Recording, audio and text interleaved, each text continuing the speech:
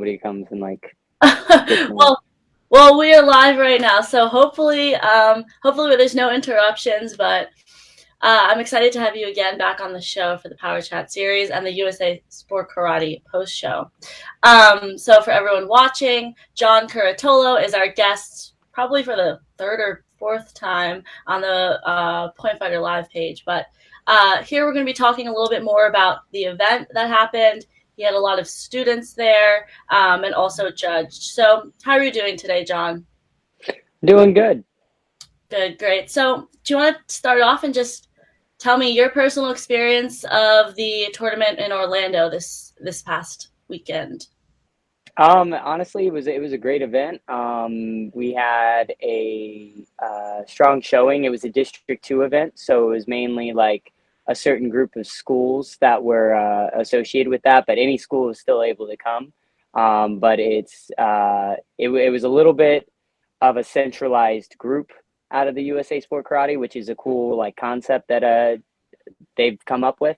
Mm-hmm. And I think it's been working awesome because it kind of takes the pressure off of trying to do like we usually have at least an event a month or two events each month, and you can still do them, but like you're not as pressured to go to all of them all over the place and your whole month's taken up by going to events and have no time to train. So I think it's a really really good concept where we can kind of focus like these are the tournaments that you should focus your kids going to, and then if they want to go to extras, they can go to the other districts and compete, but these are the ones they should focus on. So it kind of gives you like a tier of like you have your top level students that can go to all of them, then you have the ones that are just getting into it but they want to compete frequently, so hey, you guys go to district 2, and then they kind of build up to where they start competing constantly again. Briefly, can you talk about I guess, the ranking or the point system and how one might compete on the USA Sport Karate tournament circuit? Yeah, so like I kind of was going into that. Yeah. So like there's districts. So like my school's a part of District 2 and there's other schools, there's three districts. Um and basically you have your district champion, which is like all tournaments from like a certain time period. Mm-hmm. And basically you score points going to any of the tournaments in any district, but the one that if you're registered for like District 2, like my school, uh, you know, you'll get to be district champion only against the kids in your district. And then they have, I think they call it national champion, which is basically, who won in that division over, I think most of the districts, if I understood correctly when it Okay. was explained to me. And then there's overall, which is across all of it, like every tournament that is associated with USA Sport Karate. Okay. So it goes district, regional, National, national, and then overall. Okay. yes. So there's a lot of tiers. And where do you find most of your students, or the majority of them, competing on the USA Sport Karate circuit? The majority go to the district ones. Fortunately for us, like we're kind of in between two districts, so like we can go to 1 and 2 and compete at most of them. District 3 is South Florida, and that's a little far for us, but we still, I try to have people go out there. I still try to go out there and support as much as possible. It's hard when there's tournaments in Miami and we're 4 hours away sometimes. Yeah. But we try to hit as many as we can. But majority of my students, they're at District 2, and District 1 tournaments. But I still have my handful of kids that compete at almost all of them. So, like you said, it could be a 4 hour drive in the same state. Florida's a pretty long state. As an instructor, and for other instructors that want to bring a large group of students to an in state tournament that is kind of far away, what's coordinating look like for transportation, or is it more individual on the parents to get their kids there? Um, well, it depends. Usually with my school, if we're going to a far one, I try to tell them all like they should go on their own. Only because like I usually get stuck at tournaments all day. Mm. And it might we I usually get home from events, especially South Florida events. I usually get home at like after midnight, because I stick around for the whole event, or if I'm competing, I compete at the very end of the event. So no matter what, I'm stuck there all day, and then I have a 4 hour drive back no matter what. So I usually tell them that it's probably best if they drive themselves for those ones. And then with the local ones, obviously, that kind of alleviates their day. But the thing I really like about the USA Sport Karate ones is they're not like always all day ones. Like these district ones, like I think we were done by 3 o'clock, four Wow. o'clock, something Hmm. like that. Like we were done like this, but like we ran a whole bunch of competitors. Like it was the size of a normal, local event. Even though like they were trying to like centralize it, it still had, I think, somewhere around like 200 competitors or something like that going through it. So like it was still a large tournament and had a good turnout. And I could be wrong on the numbers. If I am, hopefully Jeremy won't kill me. But it was it was a really really good event, a good sized event. I mean, the rings were running, as fast as ever, and like it didn't take all day. You know what I mean? Like, we do have bigger ones that they focus, like Knuckle Up. I know that one's gonna have a night show. That one's gonna be an all day kind of thing. But like these little local, like regional, or I think district ones, those ones that we're done by 4. It's a quick tournament. It's basically focused on the kids, and the people trying to get into it. Because I have adults that compete too as underbelts, and it's focused on them and not as much on having the high level black belts compete at these local ones that, not that they don't matter, but like it's a little more of a step down. So like the focus is shifted towards the ones that matter, which are the ones coming up. Right. And now you judged this tournament pretty much entirely. What was the judging experience like for you at this tournament? Um, as much as I used to hate judging, and I hated judging because I missed watching all of my kids compete and my adults compete. Like I have found this new love for it, and because they made me judge. But it's given me a lot more of a different perspective on it, and how like tournaments go, and how I can make a difference just by being a judge in it. I mean, it was a great experience, and I think the rule set that they have for judging is, it creates better judges. I mean, they have done a really really good job of making things very clear and black and white, and very official and professional. So like it's very easy to be a judge. Whereas when I was younger and I would judge different tournaments, it was a little harder because like I the rules in one ring may not be the same exact rules that are happening in another ring. The consistency was like drastically different. Whereas I see in USA Sport Karate, there's still inconsistencies, but they're very minimal, because the rules are just so clear. There's no gray area. Can you potentially give me sort of like an example of where USA Sport Karate eliminates that gray area and where maybe another rule set doesn't or leaves room for interpretation? So like, let me see. Sorry to put you on the Like spot. step. No, I, no, no. It's good. It's good. I mean, this is kind of how you get change. So this is a great question. Like stepping out, and I'm one that like I always was. I bend the rules as far as I can. So like if I know the rules, I'm allowed to step 1 foot out. I'm gonna step 1 foot out if I can, if I need to. Like I'm gonna bend that rule as far as I possibly can. And when they made the rule that 1 foot out, you're out no matter what. If you take one step out, it's on your behalf. Not if you get kicked out, but if you choose to step back and out of the ring, you're out of bounds. Um, it made it so, and I had kids in my division that were doing that, and I was calling on it every single time, and then all of a sudden they all started going right into the ring, and they weren't stepping out anymore, and it made it very very clear and very very easy to judge, because and nobody argued. Like it's very clear, it's blatant. There's no, well, if it happens here, the only if it happens here is if you get kicked out. So if no one touches you and you go back, you're out of bounds, you know. Mm-hmm. And it makes it very, very like clear and concise. There is no arguing on opinion. If they stepped out, they stepped out. It's Yeah. that clear.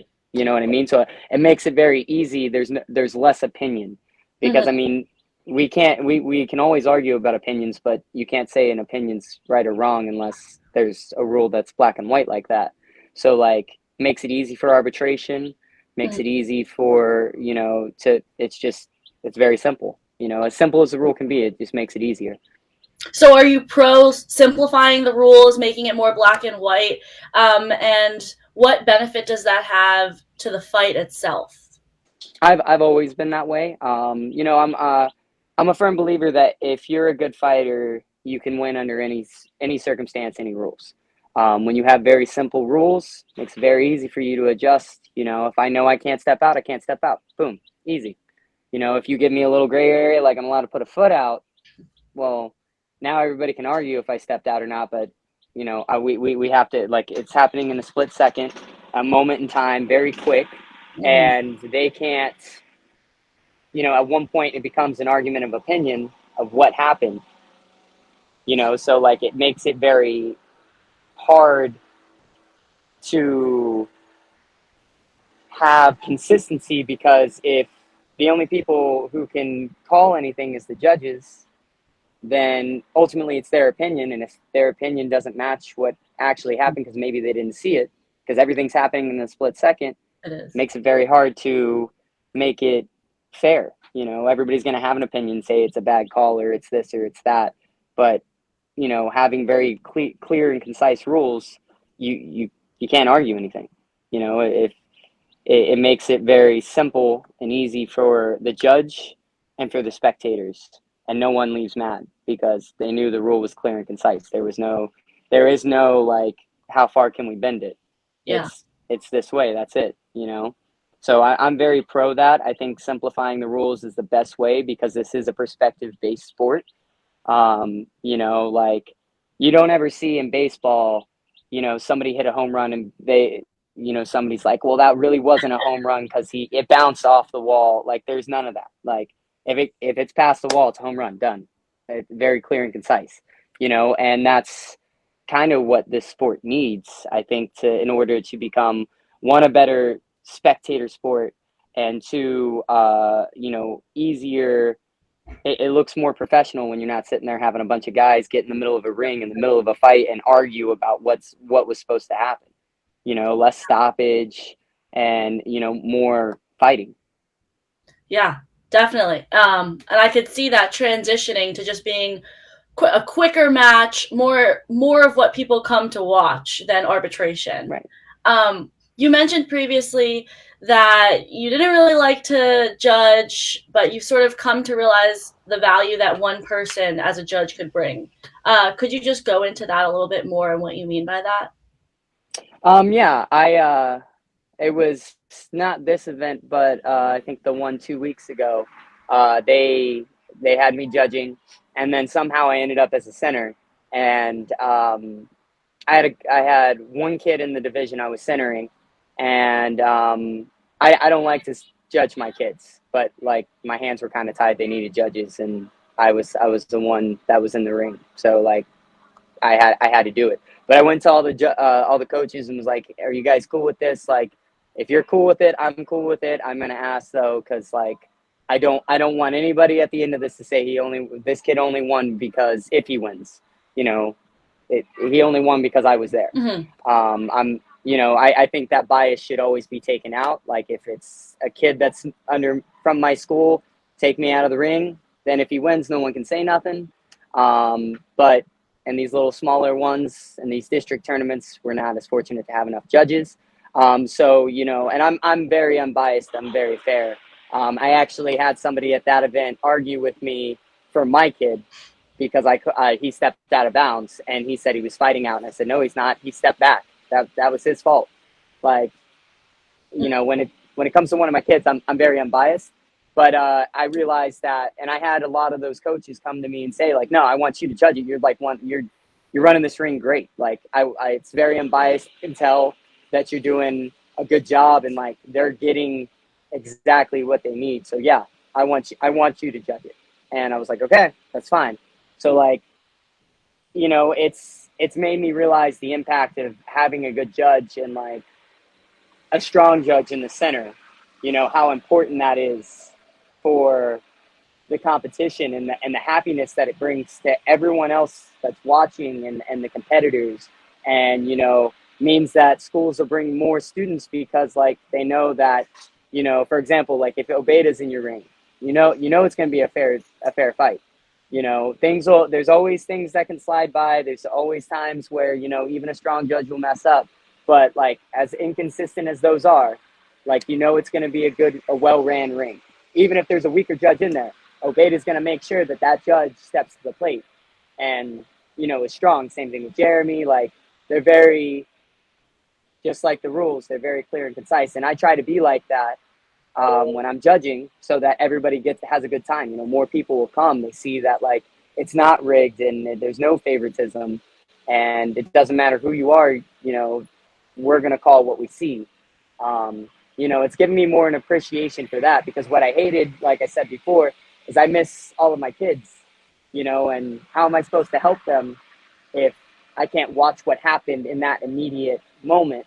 Of course I can review video, but like do that for 20 people who had multiple fights every day, like all day, every day. Like I can't really watch videos. Otherwise I'm spending a whole day just watching video. And that still doesn't give you what exactly happened in that ring and what the feeling was, where the emotions were. Like you don't get to see that. So that's why I ultimately hated judging, because I missed so much. But now I see that it's just as equally as important.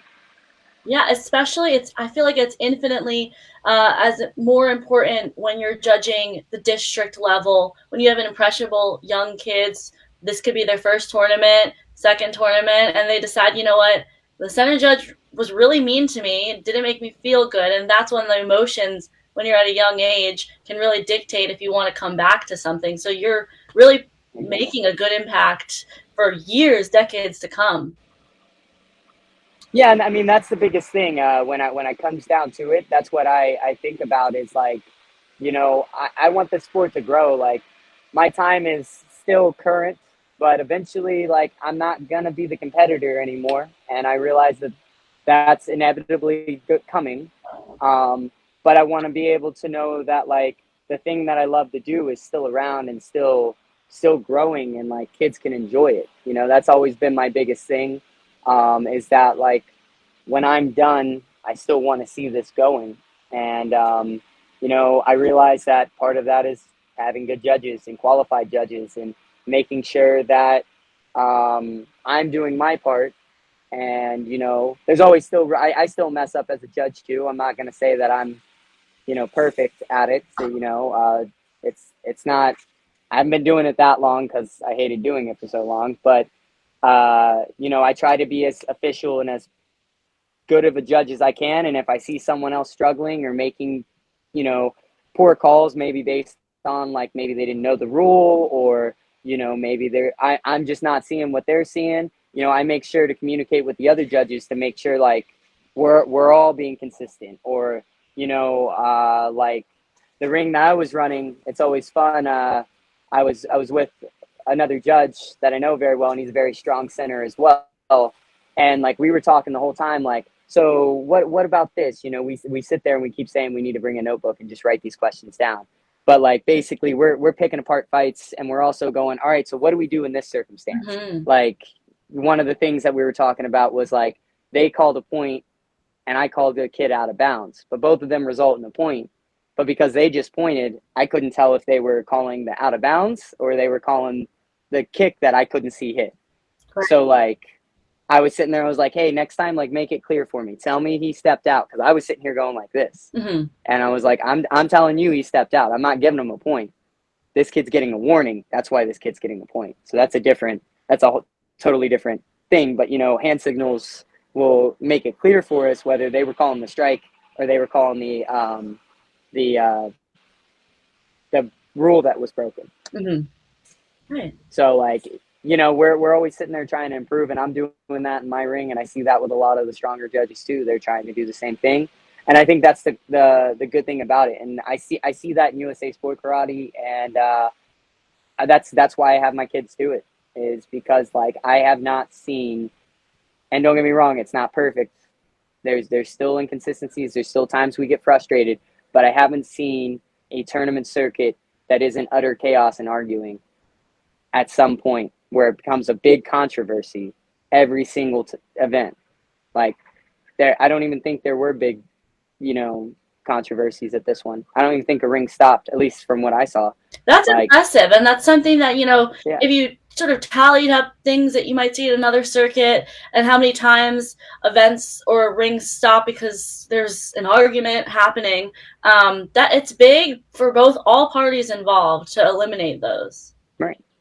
Right, and it just makes for a smoother process and a more fun event, and like, you know, it shows, you know, I know there's people out there who make jokes about it, but you know, like if we can run tournaments without all the nonsense and the drama surrounding it, you know, it'll make for a better sport. It makes for, you know, a better event for everybody. Then, you know, your parents aren't going back saying, you know, I just didn't like it because, you know, that in that fight there was so much drama, and they stopped it for 20 minutes, and then they finally had to bring the kids back and have them fight. And you know, you don't even see that in forms. Like who argues in the middle of a form?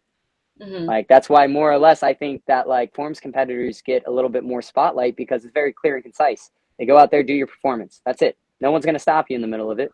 You know, what other fighting sport do they all the time stop and like there's a break for no reason because of a rule infraction that's based on opinion?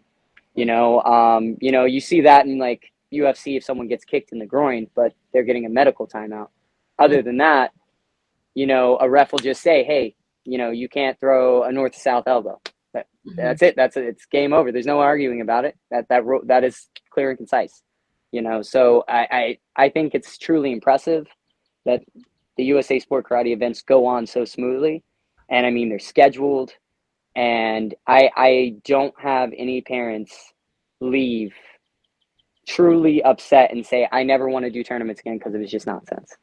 You know, I do have parents that, you know, they may complain about the judging in a ring or something like that, and but that's small. That's, you know, we judges got to learn too. You know, Yeah, it's an experience thing, but like that's the biggest complaint that I can get, and it's such a little one because the next event it'll be different. You exactly. know, It's not and going to be. judges are learning.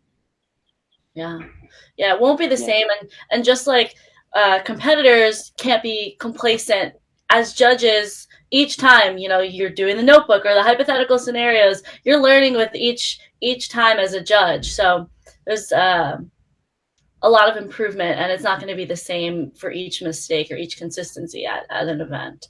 So, yeah, but just based on this conversation, it seems like the USA Sport Karate tournaments, this District 1 in particular in Orlando, went smoothly as an event and also for your students. As my last sort of wrap-up question, do you want to just tell me a little bit more about how your students did, highlighting maybe some of the kids that performed really well? well, I mean, they all have been doing really well, and it was funny because I was talking to Christopher Rivas. He's the other instructor at my school. And we were like, this one wasn't really the best one. Like we saw all the improvement the kids made, but on paper the results weren't as great as the one before.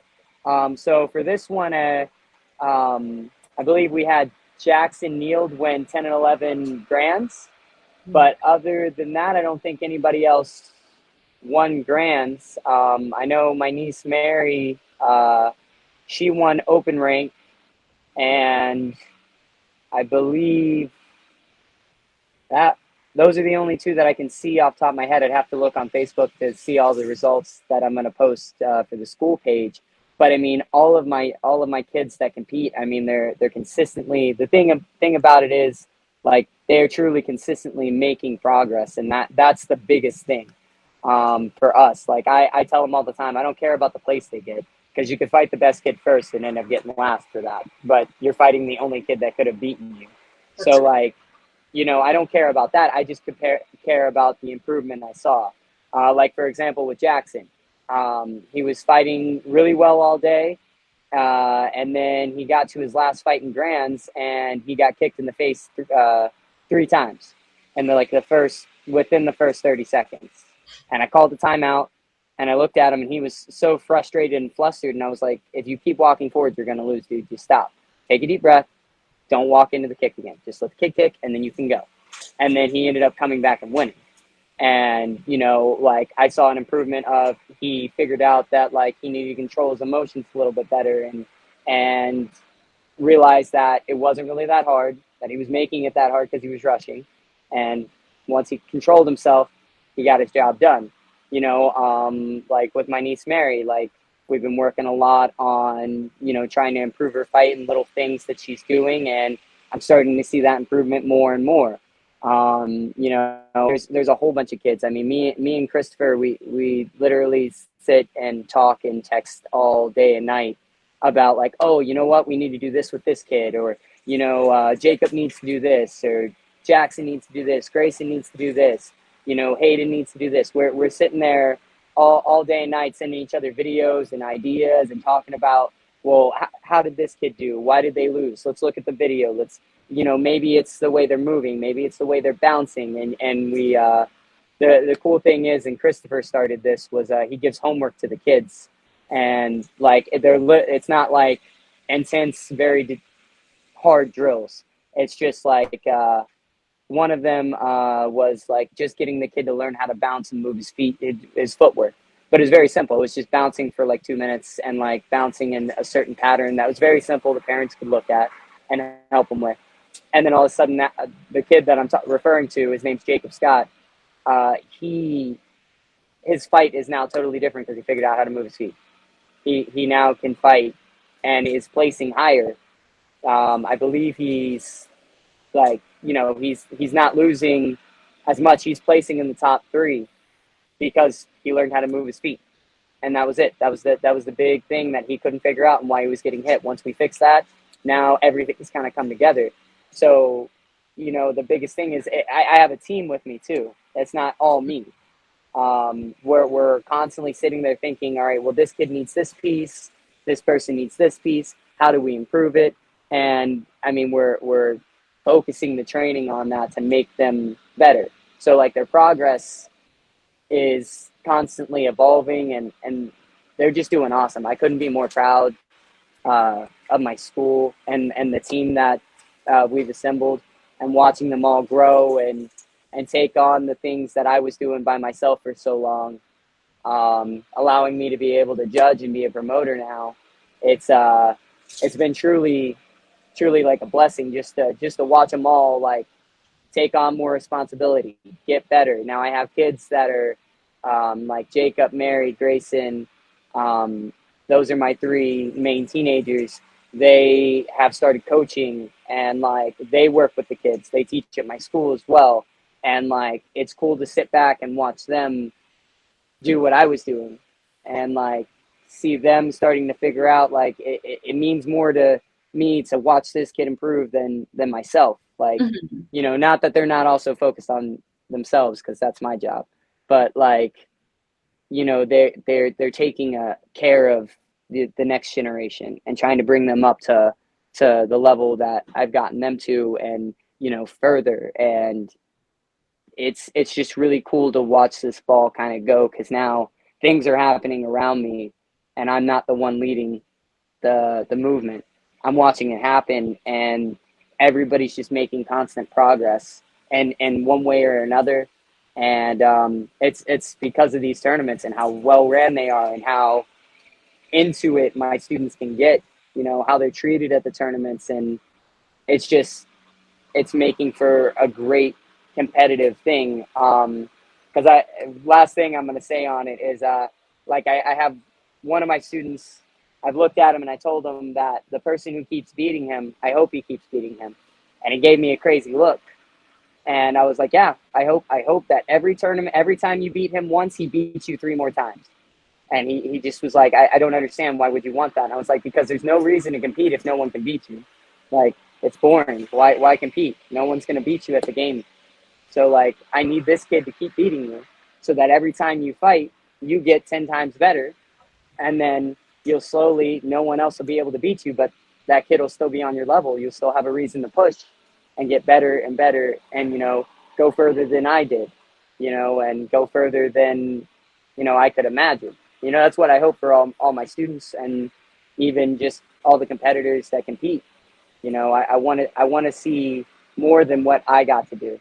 And I see that in the future. I see that coming, especially with like USA Sport Karate being such a good example of great competition. It's organizations like that are what's going to take the sport to the next level and make it so that it's not looked at lesser than gymnastics or dance or football or soccer. Like, the better the sport can be organized, the more people that'll want to do it, and then it'll be taken more seriously, and kids will want to do it, and it'll grow. And I've truly been in love with karate my whole life, and I want to see it go further. I want people to be able to do more than I did. I mean, I've been all over the world, and I've got to see places and meet people and do things that I never would have imagined anyone else getting to do, all because of this. And I just want to see more happen. I want, this to be a real thing. Yeah.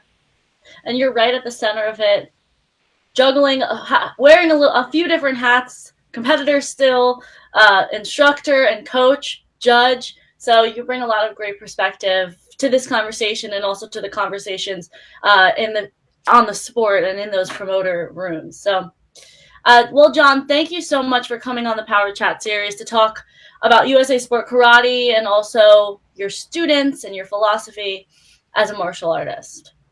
No problem at all. I'm glad I got to do it. It's really cool. It's really cool to be talking about something other than my performance for once, on this. And I think that's a little more important, honestly. It'd be cool to see shows like this a little more often, where it's not centralized just on a fighter, but like on a school and like their philosophy and the performance of the school. I think that is truly important for the sport and everything. Yeah, I will definitely take note of that. And as we bring more different guests on for these post shows, sort of craft questions to highlight those different philosophies around the sport. Absolutely. That would be awesome to see. All right. Well, everyone who was commenting, the parents of your students were commenting, and the support for the Power Chat series. Thank you so much for watching, and I'll see you at the next one. All right. See you later.